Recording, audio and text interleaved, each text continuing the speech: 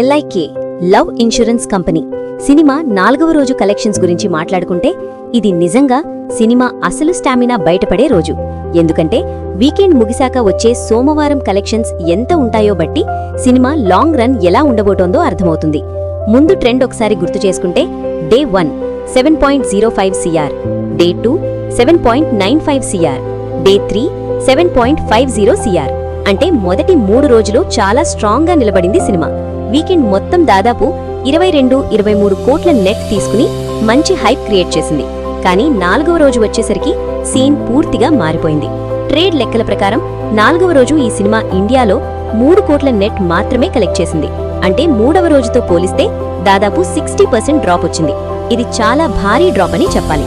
ఇది ఎందుకు ముఖ్యమంటే సాధారణంగా సోమవారం డ్రాప్ రావడం కామన్, కానీ 50% లోపే ఉంటే బాగుంది అంటారు.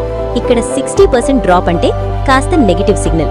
ఇప్పుడు 4వ రోజు ఆక్యుపెన్సీ చూస్తే కూడా అదే విషయం క్లియర్ అవుతోంది.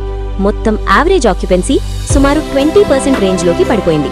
మార్నింగ్ షోలు చాలా వీక్, మ్యాటినీ కొంచెం పికప్, ఈవినింగ్ నైట్ కూడా ఓకే రేంజ్లోనే ఉన్నాయి. అంటే థియేటర్స్లో క్రౌడ్ తగ్గిపోయింది. లాంగ్వేజ్ వైజ్ చూస్తే తమిళ్ మార్కెట్ ఇంకా బలం చూపిస్తోంది. దాదాపు 2.4 కోట్ల వరకు అక్కడి నుంచే వచ్చింది. తెలుగు వర్షన్ మాత్రం 0.6 కోట్ల దగ్గరే ఆగింది.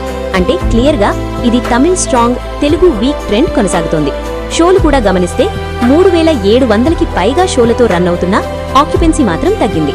అంటే స్క్రీన్స్ ఉన్నా ఆడియన్స్ రాక తగ్గింది. ఇప్పుడు మొత్తం 4 రోజులకు సినిమా ఎక్కడుంది అంటే ఇండియా నెట్ 25.5 కోట్లు, ఇండియా గ్రాస్ 29.5 కోట్లు, వరల్డ్ వైడ్ గ్రాస్ 38.5 కోట్లు. అంటే ఓపెనింగ్ బలంగా ఉన్నందువల్ల టోటల్ మంచి ఫిగర్లో ఉంది.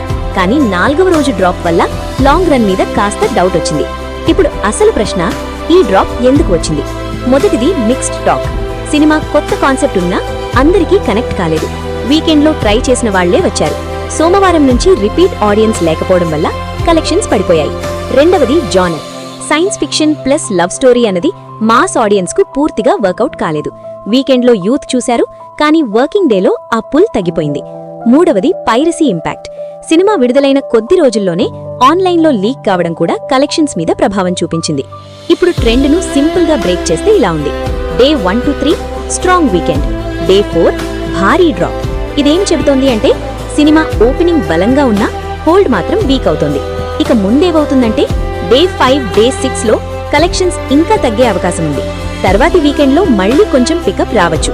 కానీ ఈ రేంజ్ డ్రాప్ తర్వాత సినిమా బ్లాక్ బస్టర్ రేంజ్ కు వెళ్లడం కష్టం. అయినా కూడా ఒక పాజిటివ్ ఏంటంటే మొదటి 3 రోజుల్లోనే మంచి టోటల్ తీసుకువచ్చింది. అందుకే పూర్తిగా నష్టాల్లో పడే పరిస్థితి కాదు. సింపుల్ గా చెప్పాలంటే ఎల్ఐకే సినిమా 4వ రోజు దగ్గరికి వచ్చేసరికి రియల్ టెస్ట్ ఫెయిల్ కాలేదు, కానీ క్లియర్ గా స్లో అయిపోయింది. ఓవరాల్ గా ఒక లైన్ లో చెప్పాలంటే వీకెండ్ లో స్పీడ్ గా దూసుకెళ్లిన ఎల్ఐకే 4వ రోజు దగ్గరికి వచ్చేసరికి బ్రేక్ కొట్టింది.